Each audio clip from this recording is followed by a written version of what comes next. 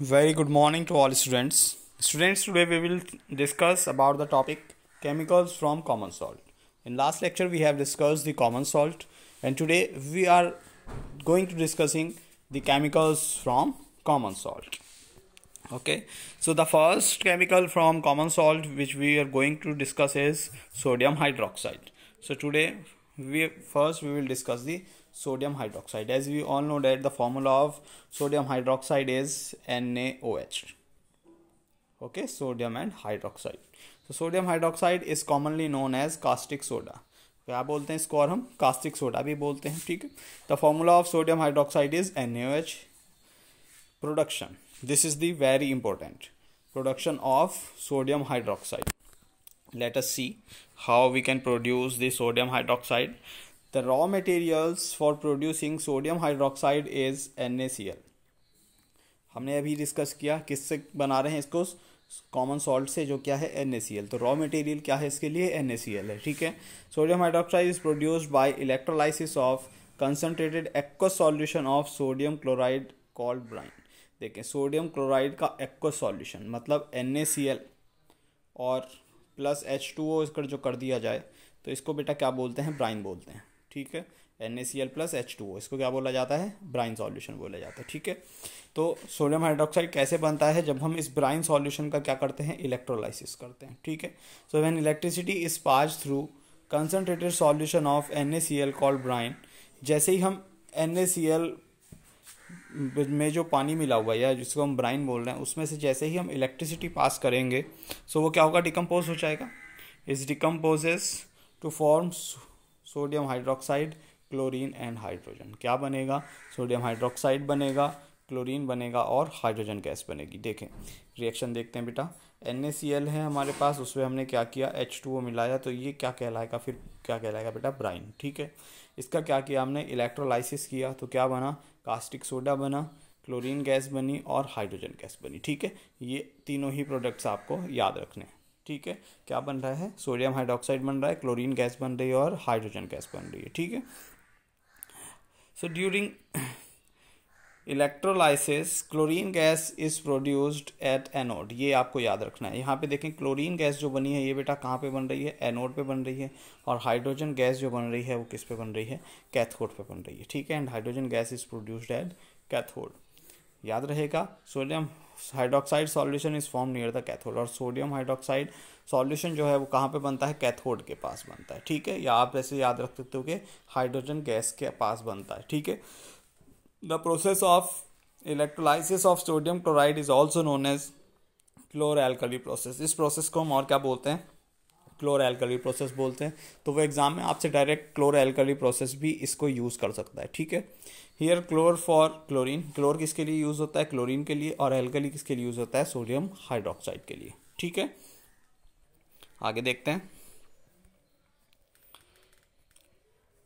3 useful products obtain from the Bryan. 3 हमें already पता है क्या बनता है, सोडियम हाइड्रोक्साइड बन रहा है, क्लोरीन गैस बन रही है और हाइड्रोजन गैस बन रही है. ठीक है.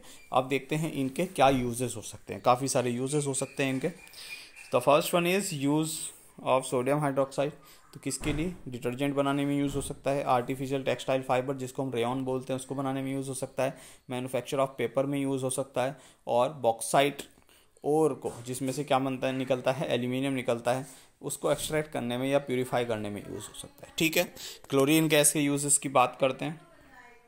तो क्लोरीन गैस यूज़ होती है एक तो ड्रिंकिंग वाटर को स्टेरलाइज करने के लिए. ठीक है. ब्लीचिंग पाउडर के प्रोडक्शन में यूज़ होती है, HCl के प्रोडक्शन में यूज़ हो सकता है क्लोरीन, प्लास्टिक्स जैसे कि PVC पॉलीविनाइल क्लोराइड बनाने में यूज़ हो सकता है, और कुछ ड्राई क्लीनिंग सॉल्वेंट्स की तरह भी यूज़ हो सकता है. ठीक है. तो ये क्लोरीन के यूजेस हैं. नेक्स्ट बात करते हैं हाइड्रोजन के यूजेस. तो HCl को प्रोड्यूस करने में, अमोनिया बनाने में जो कि फर्टिलाइजर्स में यूज़ होता है उसको बनाने में यूज़ हो सकता है, मिथेनॉल को बनाने में, CH3OH को बनाने में यूज़ हो सकता है, और लिक्विड हाइड्रोजन जो है वो as a rocket fuel use होता है. तो ये सब हाइड्रोजन के यूजेस हैं. ठीक है. आई होप समझ में आया होगा आपको कैसे हम सोडियम हाइड्रोक्साइड को प्रोड्यूस कर सकते हैं और क्या यूजेस होते हैं सोडियम हाइड्रोक्साइड के, क्या यूजेस होते हैं क्लोरीन गैसेस के, और क्या होते हैं हाइड्रोजन के। ठीक है, ये सभी आपको याद रखना है, एग्जाम के लिए इंपॉर्टेंट। ठीक है, सो नेक्स्ट सॉल्ट देखते हैं। पहला सॉल्ट हमने डिस्कस कर लिया है कास्टिक सोडा NaOH। ठीक है, अब सेकंड देखते हैं वॉशिंग सोडा। ठीक है, सेकंड क्या है, वॉशिंग सोडा, बहुत इंपॉर्टेंट है एग्जाम में। ये चार हम सॉल्ट डिस्कस करने वाले हैं आज। इन चार में से कोई ना कोई एक 100% आपका एग्जाम में आएगा और ज़्यादातर 5 मार्क्स लेके आता है। ठीक है, तो आप लोगों को बहुत अच्छे से इसको याद रखना है। ठीक है, सबसे पहले बात करते हैं वॉशिंग सोडा का फॉर्मूला। ठीक है, तो वॉशिंग सोडा का फॉर्मूला देखिए बेटा, यहाँ पे लिखा हुआ है Na2CO3 10H2। ठीक है, Na2CO3 क्या है, सोडियम कार्बोनेट। ठीक है, और इसके पास क्या है, 10 मॉलिक्यूल ऑफ वाटर, तो Na2CO3.10H2। ठीक है, इसको और क्या बोल सकते हैं, सोडियम कार्बोनेट डेकाहाइड्रेट। ठीक है, सोडियम कार्बोनेट डेकाहाइड्रेट। अब एक बात इसमें से याद रखनी है, अगर जो ये 10H2 इसमें से निकाल दिया जाए, ठीक है, फिर इसको क्या बोलते हैं, एनहाइड्रस सोडियम कार्बोनेट। ठीक है, अगर जो H2O इसमें से निकाल दिया जाए तो क्या बोलते हैं, एनहाइड्रस सोडियम कार्बोनेट बोला जाता है फिर ये। ठीक है, या फिर इसी को सोडा ऐश भी बोलते हैं, याद रहेगा। Na2CO3 10H2O में से 10 मॉलिक्यूल्स जो H2O के हैं, वाटर के मॉलिक्यूल्स जो हैं, क्रिस्टलाइजेशन ऑफ वाटर जो है, ये हटा दिया जाए तो क्या बचेगा, एनहाइड्रस सोडियम कार्बोनेट बोलेंगे उसको, या फिर क्या बोलते हैं, सोडा ऐश बोलते हैं। ठीक है, अब बात करते हैं कि कैसे प्रोड्यूस किया जा सकता है इसको, प्रोडक्शन ऑफ वॉशिंग सोडा। ठीक है, तो देखते हैं। Washing soda is produce from NaCl। किससे बनता है, NaCl से बनता है। ठीक है, 3 स्टेप्स में बनेगा। First brine is reacted with ammonia and CO2 to obtain sodium hydrogen carbonate. सबसे पहले ब्राइन क्या है, NaCl प्लस H2O। ठीक है, ये ब्राइन सॉल्यूशन की रिएक्शन हम अमोनिया और CO2 के साथ कराएंगे। ठीक है, ब्राइन की रिएक्शन अमोनिया और CO2 के साथ कराएंगे तो क्या बनेगा, सोडियम हाइड्रोजन कार्बोनेट। ये भी आपको याद रखना है, क्या बन रहा है, सोडियम हाइड्रोजन कार्बोनेट बन रहा है। ठीक है, NaHCO3, और क्या बन रहा है, अमोनियम क्लोराइड NH4Cl। ठीक है, अब ये जो NaHCO3 बना है, सेकेंड स्टेप में हम इसी को यूज़ करेंगे। In second step sodium hydrogen carbonate is decomposes to form sodium carbonate. इसका सेकेंड प्रोसेस में जो NaHCO3 बना था वो क्या होगा, डिकम्पोज होकर सोडियम कार्बोनेट बनाएगा। देखें रिएक्शन लिखिए, NaHCO3 डिकम्पोज हुआ किसमें, Na2CO3 CO2 और H2O में। ठीक है, ये Na2CO3 जो बना यही हमको चाहिए था। अब इसमें क्या होगा, वाटर ऑफ क्रिस्टलाइजेशन ऐड करा देंगे थर्ड स्टेप में, और हमें क्या मिल जाएगा, वॉशिंग सोडा मिल जाएगा। ठीक है, देखिए in third step anhydrous sodium carbonate is dissolve in water. अब ये जो हमें Na2CO3 मिला है, इसको हमने क्या करा, वाटर में डिजॉल्व कर दिया and recrystallize to form washing soda, और रिक्रिस्टलाइज होके इसने क्या बना लिया, वॉशिंग सोडा बना लिया। बहुत ही सिंपल सा है, तीनों स्टेप आप लोगों को याद रखने हैं। प्रॉपर्टीज़ की बात करते हैं। So properties, first property of washing soda is that it is a transparent crystalline solid. ठीक है, कैसा होता है, ट्रांसपेरेंट क्रिस्टलाइन सॉलिड होता है, सॉल्युबल इन वाटर होता है, एल्कलाइन होता है नेचर में, और क्लिनजिंग प्रॉपर्टी होती है वाटर के अंदर। ठीक है, यूजेस की बात करते हैं। So first use is that we can use it in washing clothes. Second is to remove the permanent hardness of water. Third is it is used in manufacture of glass, soap and paper. Fourth is it is used in manufacture of sodium compounds such as borax.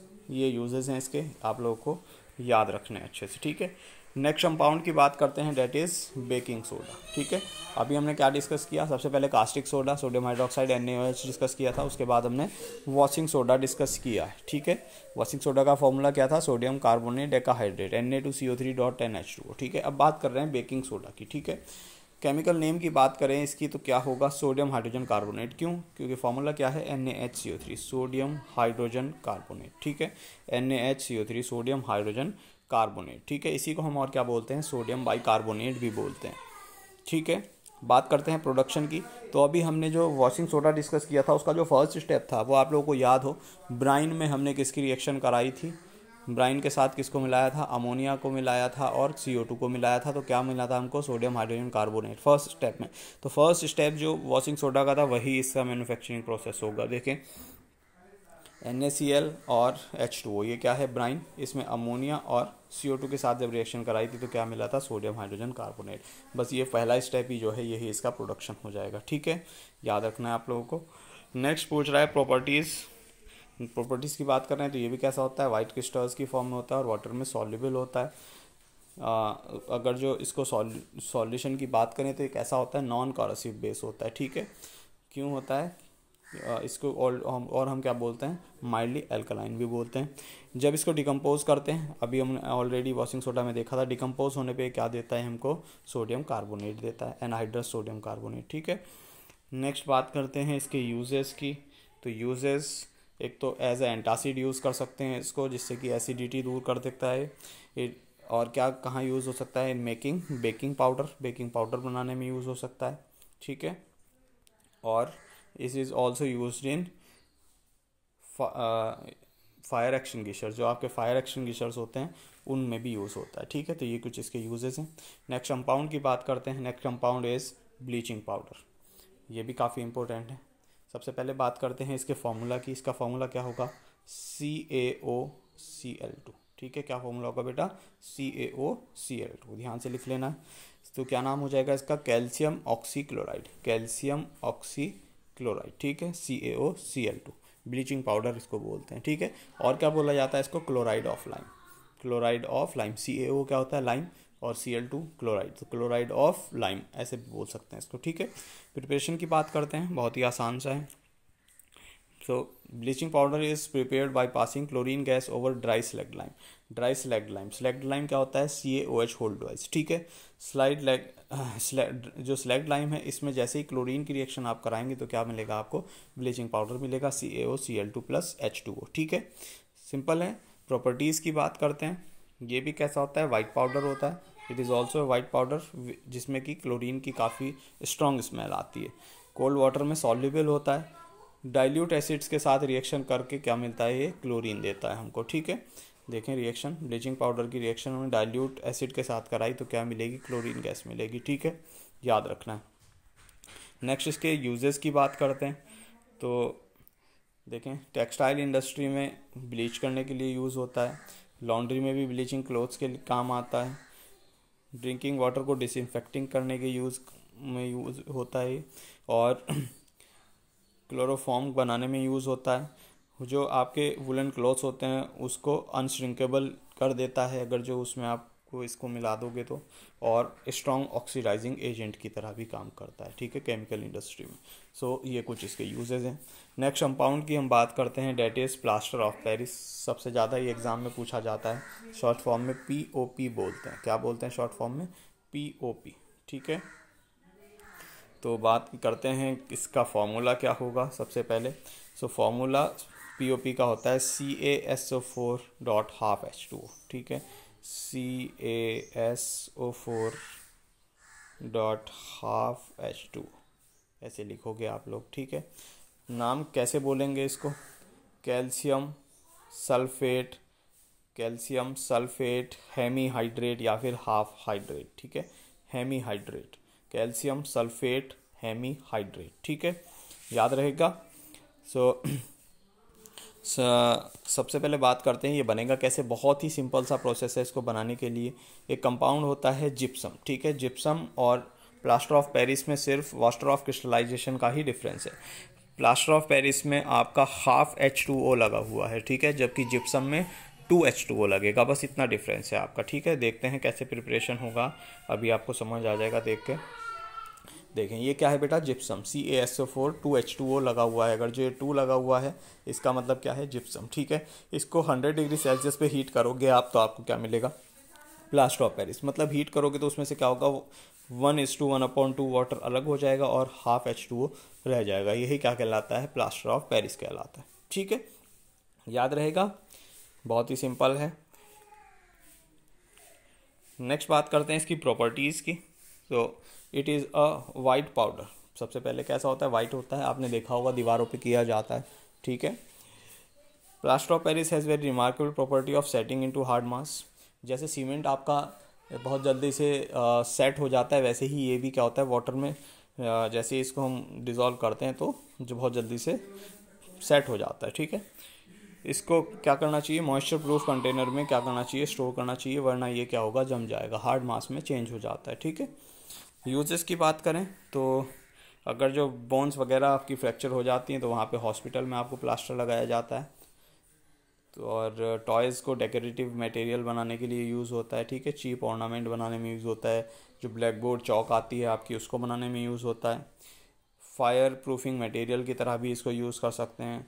Laboratories में जो air gaps को fill करने के लिए use होता है, ठीक है।